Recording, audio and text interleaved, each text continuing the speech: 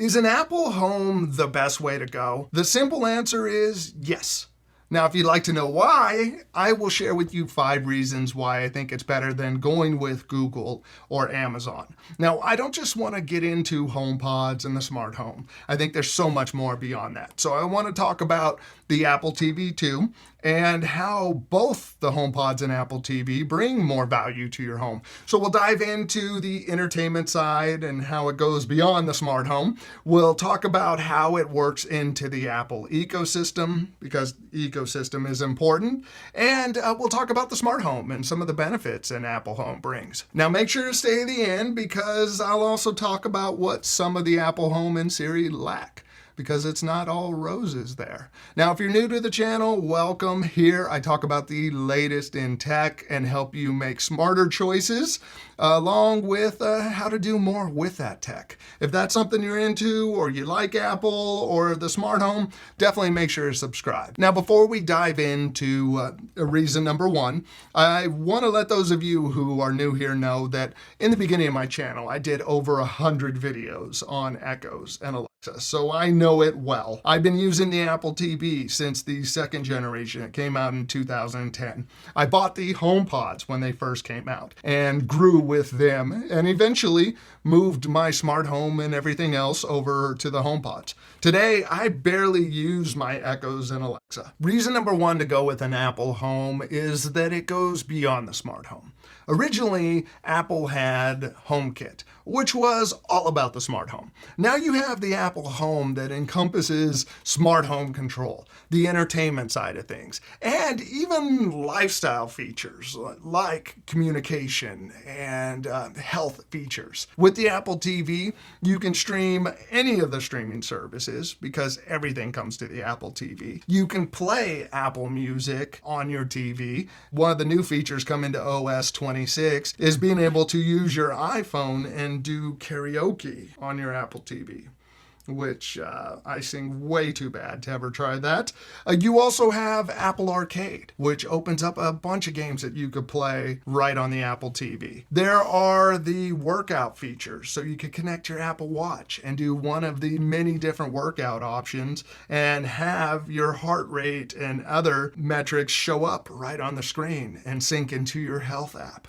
You have the FaceTime option, where you could take your iPhone and connect it to the Apple TV and FaceTime on your TV. You can do Zoom calls right from your Apple TV. So it's more than just watching stuff on it. When it comes to the HomePods, not only do they sound good as nice speakers, but you also have a smart home hub in there that you can connect all your devices and control them locally. The full-size HomePod supports spatial audio and Dolby Atmos, so you can pair that up with an Apple TV, which I did make a video on. I'll put that down in the description, but they sound great. So you have a nice minimal home theater setup that gets you a virtual surround sound. The HomePod Mini is an affordable, small, nice sounding HomePod, which it'll give you all the same features that you're going to get out of the full-size HomePod. It too can serve as a hub for your smart home. You don't need to go buy a full-size HomePod to be able to take advantage of Matter or Thread. The Apple TV and the HomePods can serve as your control for your smart home, but take care of all your entertainment needs. Reason number 2 is the Apple ecosystem, something Apple users always talk about. And it is a great benefit.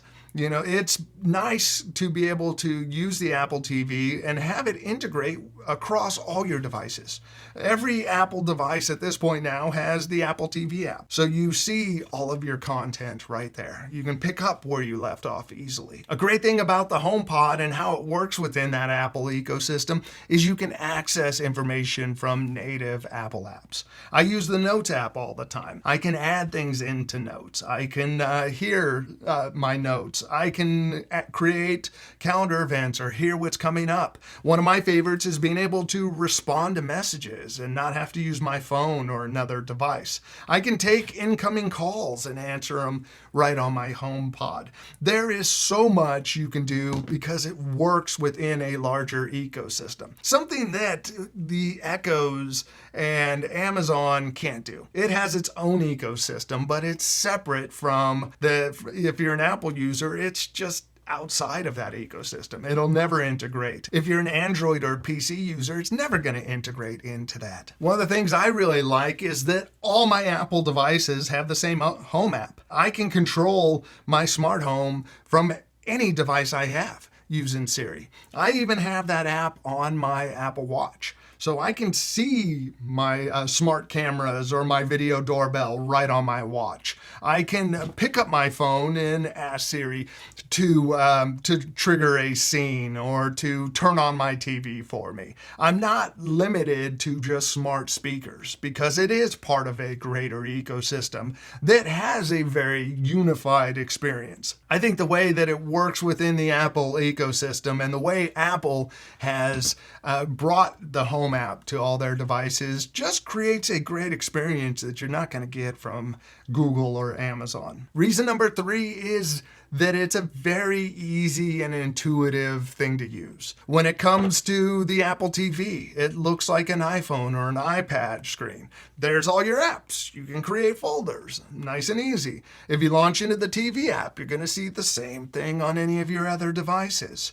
When it comes to the HomePod, you just ask for apps that you already use. I have a shopping list. I can just say to my HomePods, add milk to my shopping list, and it goes right to the right place. You go into the Home app, and it's a very clean, easy to use app. Along the top, you have your cameras that you can access quickly. You can have your favorite devices there that you want to access quickly. Select a room, everything's right there. You go to write an automation with the plus sign, and there's your choices, nice and easy. Once you pick one of those, you pick what you're controlling, and it's very easy. There's not menus to have to dive into. You go into the Alexa app, and then you're looking, well, I got to go to the routine menu, or I go to the devices, and it's cluttered. It's not a good visual app to work within because it's an app that, in my opinion, is trying to do too much. Apple's approach is to break things up. I don't have to go into one app to access music like you do within the Alexa app. Instead, I have the music app that is the same across all my Apple devices and acts the same way. I go into the health app and it looks the same. And that's across all the different apps. You go to the Photos app on an Apple TV and it's the same Photos app. It's not fragmented like other ecosystems are. Like if you want to add photos onto your Echo Show, you need to upload them to Amazon through another app. Then it's available to pick within the Alexa app, and it's just not intuitive. There's more of a learning curve. Now, reason number 4 is the security and privacy side of things, along with the local control. And that plays a big part in it. Because these devices are powerful, so much stuff can be handled locally. Not everything has to go to the cloud.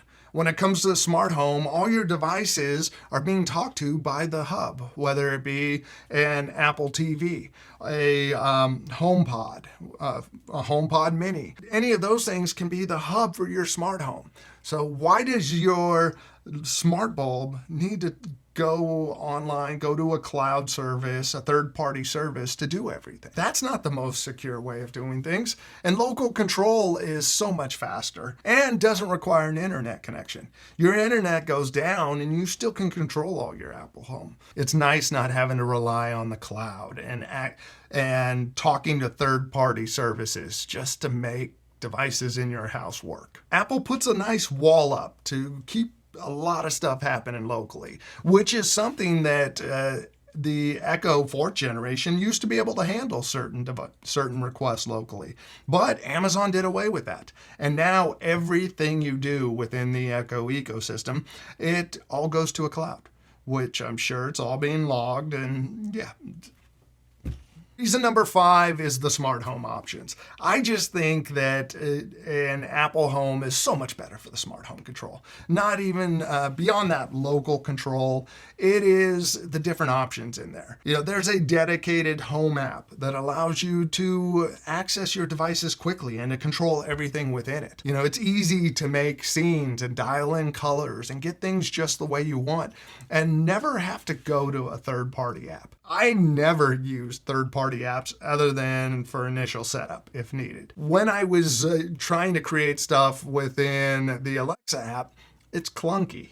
It's limited, where I don't have those limitations within Apple Home. I like within Apple Home, I could basically have any device control any scene or any other device. It's not that, well, this device motion sensor can trigger this, but this can't do it.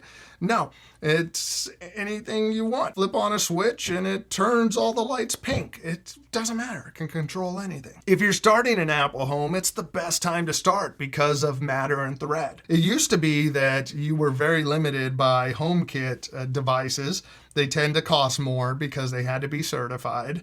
And now with Matter, it's opened up so many affordable devices. You can find so many different Matter smart light options, and you don't have to pay a fortune for Hue bulbs. You can take advantage of Thread, which creates a strong, fast mesh network for your devices to communicate. And Thread devices tend to be a lot faster than Wi-Fi devices. Going back to the Home app, it's nice that I can write routines, trigger devices, and do everything from my laptop. I don't need an iPad or my iPhone to do these things.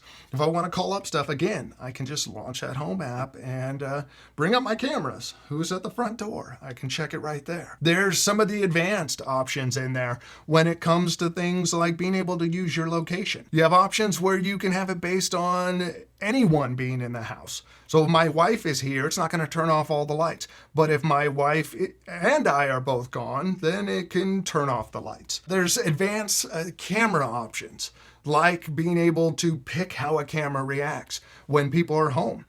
For example, you can have cameras always streaming and recording, stream only, disables it completely, or you can have it just take advantage of motion and use the sensors on the camera, but no one can see from outside the house or even within the house those cameras, which is great. You have companies like Ring that they had to settle lawsuits because Ring employees were able to look at videos from customers. That's the last thing you want is a camera inside your house and it's sending stuff to a third party and they can see because it's being recorded. That leads me into Apple HomeKit Secure Video.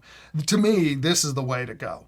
I have a bunch of HomeKit Secure Video cameras. I recently did a video on a Car's G410 video doorbell and their affordable G100 camera. The camera is $36. There's affordable cameras now even available. But with HomeKit Secure Video, I have my video clips being saved into iCloud. I'm not using a third-party cloud service to save my clips. The clips are being saved locally on micro SD cards, depending on the camera, or they're being saved in my iCloud account. My Ring doorbell has been replaced with a doorbell that supports HomeKit Secure Video. Now, none of my cameras on the inside of my house, and I'm slowly phasing out my Ring stick-up cams.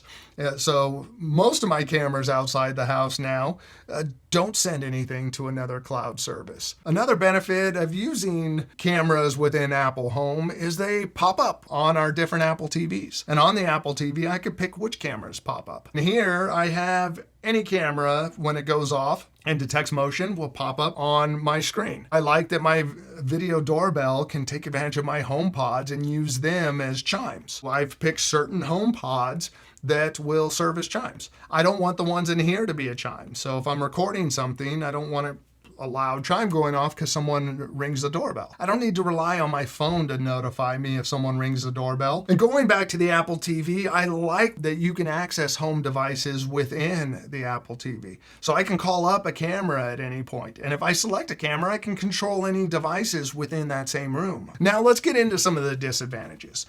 When it comes to Siri, Siri's dumber than like a box of rocks. That's where so many of us are waiting for Apple Intelligence to make Siri more intelligent. When it comes to smart speakers, you ask Siri something and half the time it sends you to your phone. It's like, yeah, if you'd like more information, go to your phone. I should have just went to the phone to begin with. Some of the other limitations when it comes to the smart home side of things is that not every brand is working with Apple Home.